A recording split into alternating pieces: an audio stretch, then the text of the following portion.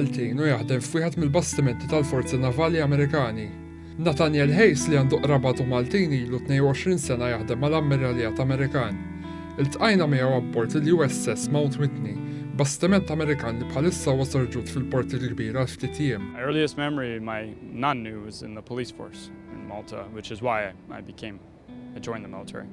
But my earliest memory is him throwing me in the air. Spjega li b'Malta gżira fil-qalba tal-Mediterran dejjem xtaq li jkun viċin l-eruq tiegħu. A year ago, I found out there was an opportunity to come here. So, of course, I signed up willingly and get to come out and hoping. Ma setax jonqos li nsaqsuh dwar l-esperjenza tiegħu huwa wdieħel fil-port il-kbir li ra l-istorja ta' pajjiżna tissawwar. Coming in and seeing the breakwaters and knowing the history, knowing how important this harbor is to the history of the Western civilization, and knowing all of the history with the Ottoman, and the Great Siege, and then the World War II history with the Italians and the Germans, and knowing how important it was and being able to sail through those myself that was amazing. Kompla jirrakkonta li dawn il-jumejn fuq art naqat tagħhom idur pajjiżna ma' qrabatu u ma qatx lura milli kkewwest kemmtejn bil-Malti. My nonna, of course, taught me Jina nħobbok ħafna,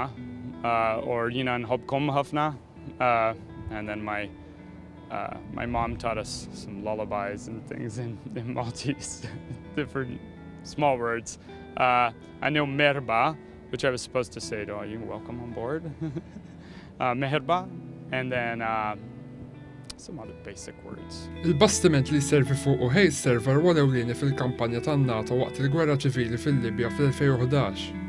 Għalkemm kapaċi tiddefendi lilha nnifisha b'armi u missili, l-uffiċjal kmandant tal-bastiment il-Kaptan Cassidy Norman spjega li l-bastiment iservi primarjament bħala ċentru ta' komunikazzjoni u koordinazzjoni għal bastimenti navali oħra fis-sitt flotta. We serve in the European theater primarily as an afloat command platform or a mobile communications ship for the several generals and admirals and their staffs who need a communication ship to plan or execute military operations. So we have several engagements and exercises throughout the European theater, and we also have a secondary mission of diplomatic efforts.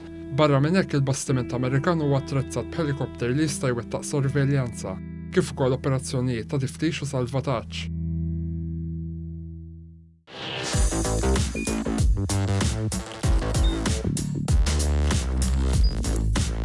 Idħol fuq one.com.mt u hemmhekk tista' tara l-programmi kollha li jxandru fuq One permezz ta' One Play.